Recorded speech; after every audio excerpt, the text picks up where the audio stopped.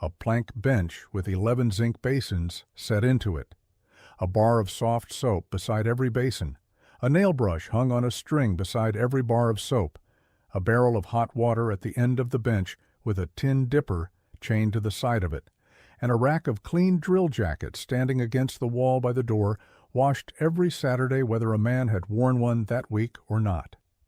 That was the wash house at the Laurel Bend White Lead Works, on the Bluff Road above the Mississippi in Madison County, Illinois, and in the autumn of 1887 there were 84 men who had to go through it before they were allowed to sit down to supper. Not asked to, allowed to. The rule was 4 lines long, and every man at Laurel Bend could say it the way a boy says a psalm, hat off and hung outside, coat off and hung outside, on the wire, in whatever weather there was. Hands and forearms washed to the elbow with the soft soap and the brush under the nails, and a second rinse in clean water, a jacket off the rack if the shirt on your back had been inside a stack house that day, then the door, then the table. It cost a man 14 minutes. There were 84 of them, and 45 minutes at noon, and that arithmetic was the whole quarrel. On the evening of the 24th of September, 1887, the gang that had been pulling down the number 2 stack since 6 that morning came across the yard in a body and did not turn left at the wash house. There were 17 of them. They came in through the mess room door with their coats on and the white dust standing on their shoulders and in the creases of their sleeves and in their beards, and they sat down at the long table and reached for the plates that had been put down 2 minutes before them, because supper was on the table, and it was Saturday, and Saturday was sour beef. Hannah Vogel came out of her kitchen with a cloth in her hands and went down that table and took all 17 suppers off it. She did not say anything while she did it. She lifted the first plate out from under a raised fork, and the second, and the third, and she carried them 4 at a time to the shelf on the back of her range, and she came back and did it again, and again, and again, until there were 17 clean squares of scrubbed board where 17 hot suppers had been, with the gravy still standing where the plates had sat. Sour beef that had been 4 days in the crock, brown onion gravy, boiled potato dumplings the size of a fist, red cabbage cooked down with vinegar, and a spoonful of her own plum preserve. On a Saturday that room held the whole works, the 73 men on her board book, and the 11 who had quit it in the summer and came back up the hill anyway and laid 35 cents on the corner of her table like anybody else, because it was sour beef. 84 men. Every one of them stopped eating and watched her do it, including the 17 who were watching their own suppers go past their elbows on her arm. Wesley Karcher was the 4th plate she took.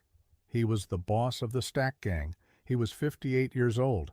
He had been in white lead since he was 24, and 34 years is a long time to be told, "You have come to supper wrong." He did not shout. He set his hat on the bench beside him very carefully, the way a man does when he has decided to be reasonable in front of witnesses, and he said loud enough for the far end of the room, "I have eaten my dinner with lead on my hands for 34 years, missus. Look at me. I am the argument." And he held up his right hand in the lamplight, and held it there, and it did not shake, and the room saw that it did not shake. That is the story. Everything else is what came after. Hannah Vogel was 31 years old, and she had cooked for the Laurel Bend boarding house since April of 1886. To understand what happened at that table, you have to understand what was not in question, because at Laurel Bend almost nothing was. Her food was not in question. In 18 months, not one man had sent a plate back. Her sour beef went into the crock on Tuesday and came out on Saturday, 4 days under a plate, weighted with a river stone in vinegar and water, and onion and clove and a bay leaf and 6 crushed peppercorns, and when it came out, it went into the oven in a covered iron roaster with the strained liquor and a fistful of dark gingerbread crumbs to thicken it, and it came to the table, black-brown and glossy, and falling off the bone. Men from the cooper shop at the landing walked 6 miles up the Bluff Road on a Saturday to buy a supper at her table for 35 cents, and walked 6 miles back in the dark and did it again the next week. The price was not in question. Board was $3.50 a week, and no man had ever called it robbery. The quantity was not in question, nor the hour, nor the room, nor what she did with what was left over. She was not short, she was not slow, she was not proud. She had never lost a day sick, and she had never asked the company for anything except wood. There was exactly one complaint at Laurel Bend, and it was not about anything that had ever been on a plate. It was about the door. She would not feed a man in the clothes he worked in. If you've made it this far into Hannah's story, hit subscribe, because what happens next is the part I've been waiting to tell you. Nobody said her meat was old, or her bread was dark, or her coffee was thin. Nobody said the pot was small, or the dinner was late, or the table sat wrong. Nobody said she wasted, and nobody said she hoarded, and nobody at Laurel Bend had ever once suggested that a woman had no business cooking for 84 men. Every quarrel a works can have with its cook, that works had already declined to have. It had this one instead. A white lead works is not a smelter, and it is not a mine. There is no ore at Laurel Bend, and there is no furnace. What there is 3 long low sheds called stacks, and inside each one 3,600 earthen pots set in 9 layers in spent tan bark, each pot with a little sour vinegar in the bottom and a cast strip of soft lead standing over it, and the bark heating itself as it rots, and the whole shed shut up dark and warm for 90 days while the lead eats itself into a white crust. That crust is white lead. It is scraped and rolled and washed in the blue beds and ground under water and mixed with oil and headed into kegs, and it goes down the river to be paint. For 89 of those 90 days, a stack is the quietest building in Illinois. On the 90th day, you open it and take it down, and every particle in it that is going to move, moves. Emil Vogel ground white lead for 9 years at a works below St. Louis. Hannah married him in 1878. He was a big man with a good stomach and a good temper, and in the spring of 1883, he began to get the cramps that the trade calls the dry gripes, and by the autumn of that year, his right hand had begun to fall at the wrist so that he could not hold a cup by the handle, and there was a thin gray-blue line along the edge of his gums that his doctor looked at for a long time without saying much. He died in March of 1884, 33 years old, and the work sent 2 men and a wreath. Nobody at Laurel Bend disputed any of that. Nobody was cruel about it either. What they said in the yard and at the tables and eventually to her face was that a widow will make a rule out of her grief and then hold 84 men to it, and that a man's hands are his own business, and that she was not a doctor, and that grief is not the same thing as knowing. And here's the part that made it a real quarrel instead of a joke.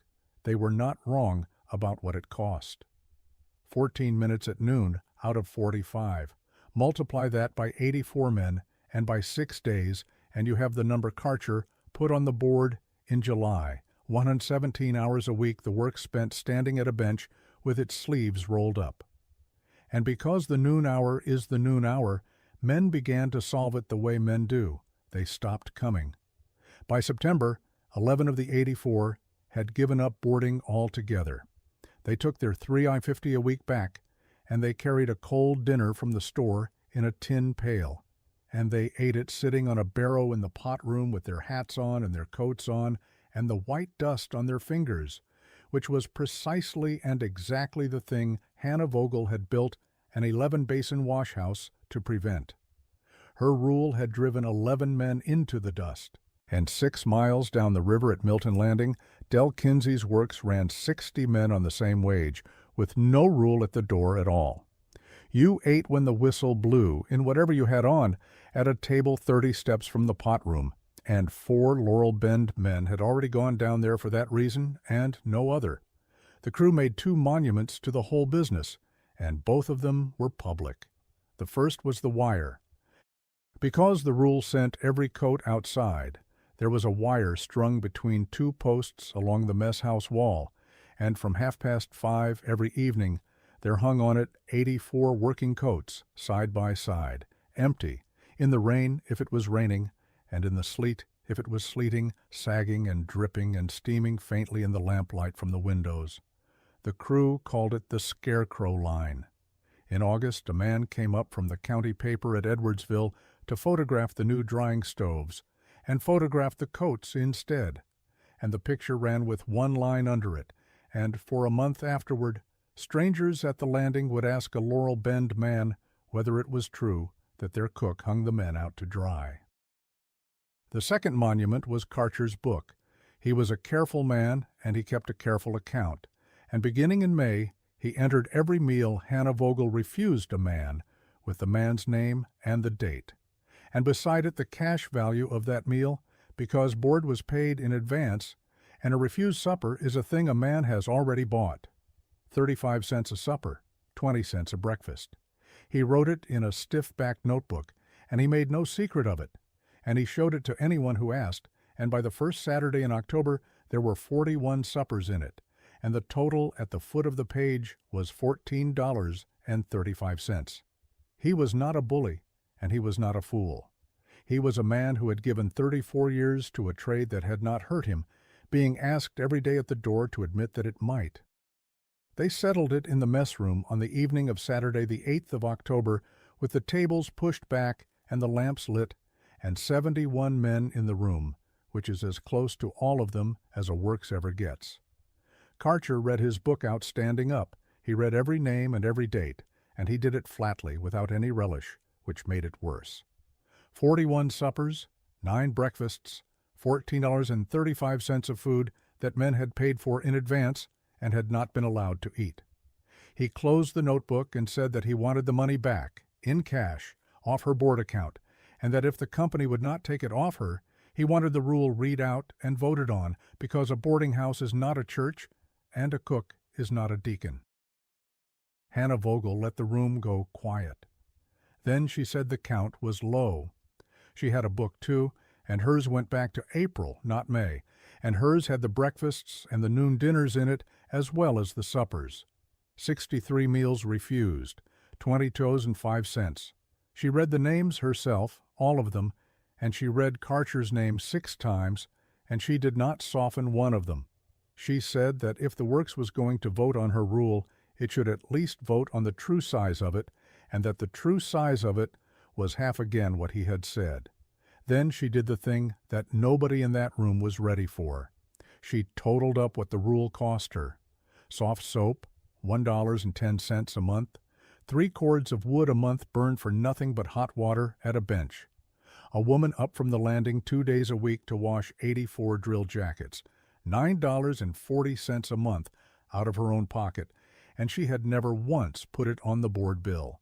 And the 11 men who had quit her table over the rule had taken $38.50 a week with them, week after week, since June.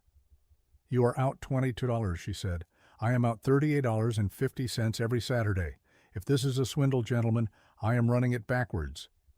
And then she moved the argument off her own doorstep and put it down in the middle of theirs. Everything she was asking for, she said, the works already did, every day, and paid for, and called good management, and nobody in the room had ever once called it fussiness, because when the works did it, it was not protecting a man, it was protecting the lead. They watered the bark before a stack came down, half a day a stack, 4 stacks a year, and no burner had ever complained, because dry bark carries. They took the spent bark out the far door on a wet barrow and never ever wheeled it back through the pot room, and that was not the company's rule, it was Karcher's own rule, and in 1885 he had turned a man off for breaking it, because one dirty carry can spoil a stack of 3,600 pots, and a spoiled stack is 9 tons of nothing and $700 gone. They ground under water instead of dry, and every man there knew a dry pan would put through 40 more kegs a day, and the company forbade it anyway. They wiped every keg and weighed it before it was headed. That is near enough $600 a year this works, spends keeping white lead out of places. White lead is not wanted, she said. You have a door rule, Mr. Karcher. I have watched you enforce it in a rainstorm. Mine is the same rule pointed at a different pot." Karcher did not sit down, and he did not give in. "A stack tells you," he said, 90 days, and you open the door and you know. That is why I can hold a man to it. Every rule I keep answers to something I can show you in a keg or in a scale. Yours answers to something not one man in this room has ever seen happen. And I will tell you what I have seen, Mrs., since we are counting. I have seen 11 men leave your table over that door and eat their dinner off a barrow in the pot room with the dust an inch on the sill. Your rule did that. Whatever you think you are keeping out of these men, you drove 11 of them straight into it." The room did not laugh. It was too true to laugh at. And Hannah Vogel said, "You're right." She said it plainly, and she did not qualify it. And afterwards men remembered that more clearly than anything else she said that night. What turned the evening was not her, and it was not Karcher. It was Ambrose Teal who kept the pay and who had not asked to be in the argument at all. The company docked by the quarter day. That is all his book was for. It was not a doctor's register, and it was not kept to settle anything. It was kept so that a man who came in at 10 got 3/4 and not 4. Somebody called down the room and asked him what the book said, and Teal went and got it, and came back and stood under the lamp and turned the pages for a while before he would say a word. Since the 1st of April, he said, the 73 men who ate at Hannah Vogel's table had lost 31 quarter days between them. The 11 who had left it and carried their dinners into the works had lost 74. Then he shut the book and said the thing that made him worth listening to. I will not have that called proof. Those 11 are the 11 oldest men on the stack gang, and they draw the dirtiest hour of the day. And I would expect them to lose more time than a keg header if they ate their dinner off a silver plate. I did not keep this to prove anything, and I am not going to let either side waive it. It is a column. That is all it is. Hannah Vogel asked him to read the 11 names anyway, and when he had read them, she said, in front of all of them, that she had made that column herself, that those 11 men were sitting on a barrow in the pot room at noon because of her door, and that any rule which put a man where she was trying to keep him out of was a rule that had been built wrong. Everybody in the room expected her to soften it after that. She made it bigger. She did not ease the rule by so much as a nail brush. She moved it. If 14 minutes was the trouble, she said, then the 14 minutes would come to them. She put 6 basins, a barrel, and a jacket rack inside the end door of the number 2 stack house, where a man came out anyway, and she asked Silas Renfrow for the wood to keep hot water going there, and got it, and $4 a month, and a barrel. And she stopped waiting for the noon whistle. From the 3rd week of October, dinner went into the works at 11:40 in covered roasters on a barrow, and was served at the stack house door at noon, hot, to men who had washed 20 steps from where they stood. She took the door to the dust instead of making the dust walk to the door. 8 of the 11 were back on her board book before the middle of November. Karcher was not one of them and did not pretend to be, and he did not stand in her way either. He watched the barrow go by twice a day and said nothing at all, which for Wesley Karcher was a considerable concession. Then it was December, and 6 miles down the river the argument got settled by somebody who was not in it. Del Kinsey had taken a paint season order in November that was bigger than his works, and to fill it he had to have his stacks down and his mill running by the middle of the month. So he pulled 4 stacks in 9 days. In a cold snap he pulled them dry because watering bark at 19 degrees makes ice, and ice makes a slow barrow. And he pulled them with the doors shut for the heat. And his 60 men worked those 9 days in a shut shed and ate their dinners where they stood in the pot room off their knees in the clothes they had on. By the 6th of December, 31 of Kinsey's 60 were down. The gripes first, then the wrists. He hired 9 men out of Alton, and 6 of those went down too. On the 9th of December he banked his fires and shut his gate, and the order, wanted 100 kegs, with a penalty on it, came 6 miles up the bluff road to Laurel Bend, along with as many of his well-men as wanted work. Laurel Bend went to double turns on the 12th. Silas Renfrow took on 63 extra hands, 29 of them Kinsey men, and for 19 days that works ran 147 mouths on a kitchen built for 84 in the shortest, coldest, dirtiest 19 days in its history, with a penalty clock running, and nobody could be spared to walk to the mess room. This is where the sour beef in the crock stopped being a supper and started being a system, and this is the part Hannah Vogel had understood 18 months before anybody asked her. A fried supper is finished 4 minutes after it leaves the pan. It cannot wait, it cannot travel, and it cannot be served twice. It has to meet a man at the exact minute it is ready, which means every man in a works has to come to it at the same moment, which means a whistle and a walk and a crowd, and no time to wash. Sour beef is the opposite animal. 4 days in the crock, 5 hours in a covered roaster in its own strained liquor, and it does not spoil by standing, it improves. It can be cut at 11 or at 2, it can go a quarter mile on a barrow under a lid and come off it black brown and steaming. It can be served to 9 men, and then to 9 more, and then to 9 more, in relays, all afternoon, and the 27th man gets a better plate than the first. Food that waits is the only food that will let a man wash first. For 19 days, she fed 147 men at 3 points inside that works: the number 2 door, the mill door, and the packing room, off 1 range and 2 ovens, with 3 barrows, 18 basins, 4 barrels of hot water, and 220 clean jackets a week. She had 2 women up from the landing, and she paid them out of her own board money for the first 8 days before the company took it over. And in 19 days, with 147 men on double turns, not one man at Laurel Bend ate his dinner with white lead on his hands. On the morning of the 14th of December, at 5 o'clock, in the dark, Wesley Karcher went down to the number 2 stack house with a hammer and a box of nails and a shelf he had cut himself, and fixed the basin bench to the wall by that door so it would stop sliding on the boards. He never made a speech about it. A new hand had asked him the day before what the wire of coats along the mess house wall was for, and Karcher had opened his mouth to make the joke he had been making for 18 months, and had found that he could not get it out. Teal's dock book for December across 147 men and 19 days of double turn showed 9 quarter days lost. He still would not call it proof. In the spring, the crew built a plank roof over the scarecrow line with a gutter and hung the wire under it so that 84 coats could hang out of the rain like a coat is supposed to. Nobody asked Renfrow's permission, and Renfrow never mentioned it. When Kinsey's works reopened in March of 1888 under new management, there was a card nailed by the messroom door with 4 lines printed on it, and the 4 lines were hers, word for word, and the man who had them printed had never met her. As for the 17 suppers, Hannah Vogel never threw a plate of food away in her life.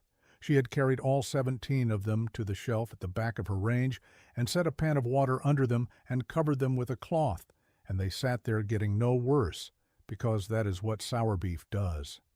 At 20 minutes past 6 on the evening of the 24th of September, 1887, 17 men came back through the wash house with their coats on the wire and their sleeves rolled to the elbow and the brush marks still on their forearms, and every one of those 17 suppers went back down on the same scrubbed board it had come off, still hot enough to steam.